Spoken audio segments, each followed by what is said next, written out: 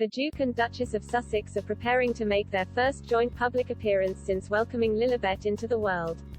They stepped back from the limelight in June to take some months to reflect and spend time with their newborn, only occasionally breaking their silence to release statements on world events. This weekend, however, they will join a packed team of celebrities for a 24-hour global TV show in New York as part of a global citizen event. The organization is hoping to draw attention to unite, to defend the planet and defeat poverty by putting on a music and arts show for thousands of revelers on the Great Lawn in New York's Central Park. Meghan and Harry appeared in a similar event earlier this year as part of a worldwide campaign to get COVID-19 vaccines distributed. It is unclear when they will return to the UK and reunite with the royal family after their momentous fallout saw them move to the US last year, having since gone on to appear in several broadcast interviews taking aim at the firm.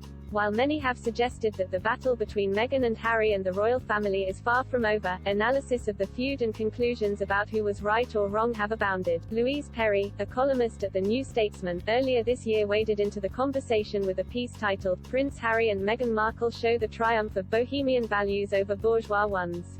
She noted the Sussexes were playing to a young audience who have no interest in obedience to tradition. Ms. Perry used author Niall Gooch's description of conflict between sets of virtue that he terms bourgeois and bohemian.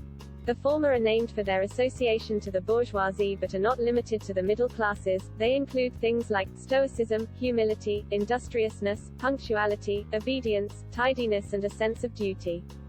While the bohemian values make up things like creativity, imagination, tolerance, open-mindedness, independence, sensitivity, and, above all, authenticity. Ms. Perry said that while very few people directly sit in either category, she said Meghan and Harry pitted against the Queen was the perfect example of the bohemian beating the bourgeois.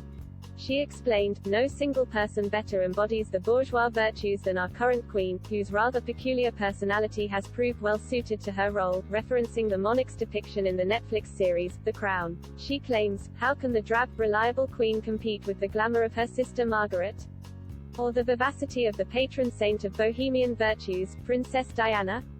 The modern drama between the two parties has, Ms. Perry opined, boiled down to a much larger conflict between bourgeois and bohemian values, and then inviting the public to pick a side. She claimed, "Do you perhaps prefer the Duchess of Cambridge? In temperament she is the Queen's true heir, a woman who rarely speaks in public, who carefully selects uncontroversial charitable causes, and who faithfully obeys the Queen Mother's directive to never apologize, never explain. Or are you rooting for Markle, who has lived a very different kind of fairy tale, a more modern story inflected with identity politics, in which a valiant outsider takes on the powers that be, suffers for her defiance and eventually triumphs?"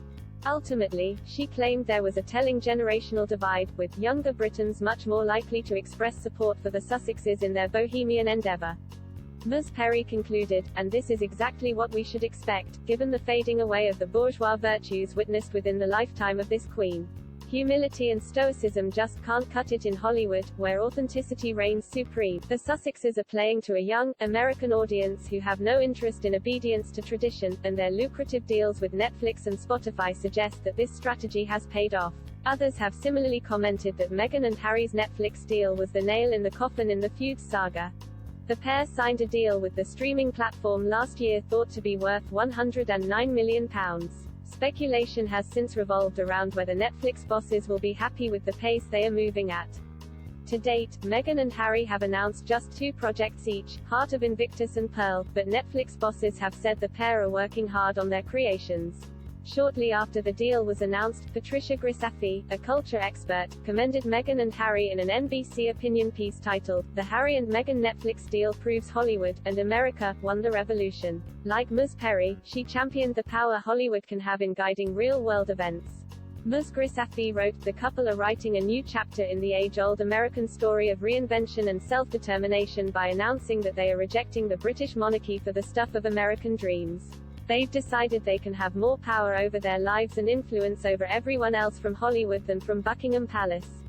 On announcing the deal last year, many hit out at what they saw as a fast-track path to stardom and riches.